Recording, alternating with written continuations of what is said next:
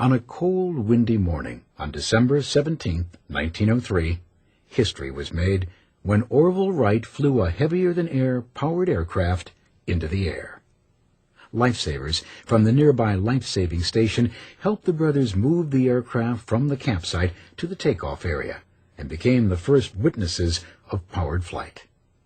Orville had won a coin toss and took his position lying down on the lower wing of their engine-powered flyer.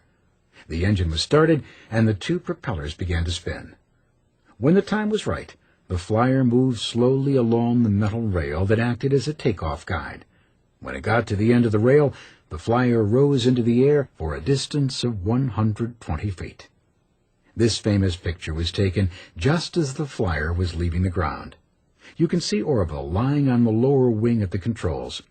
Wilbur is seen walking alongside the flyer as it gained speed and moved down the takeoff rail. Though the flight only lasted 12 seconds, it was a very important 12 seconds. It represented the first time that humans had lifted themselves into the air with a flying machine that was heavier than air and powered by its own engine. 3 more flights were made that day, with Orville and Wilbur taking turns on the flyer. The longest flight was for 59 seconds with Wilbur as the pilot. Then, after the 4th and final flight, the flyer was brought back to their base camp so that they could have lunch. Unfortunately, a strong gust of wind caused the flyer to tumble over and over. The flyer was damaged and never flown again.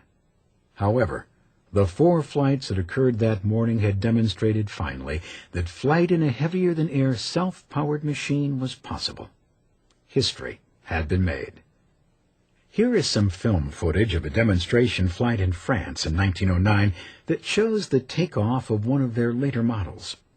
In this plane, the pilot sat up and worked the controls with his hands. This model could even carry a passenger.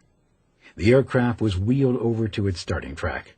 A cable was attached to the plane, and the other end went through a pulley and then to a heavy weight, which was lifted into the air.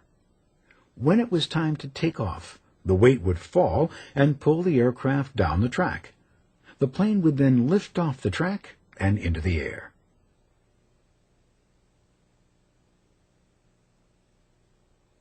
Here is the first film of what flight looked like from the point of view of someone on board the plane.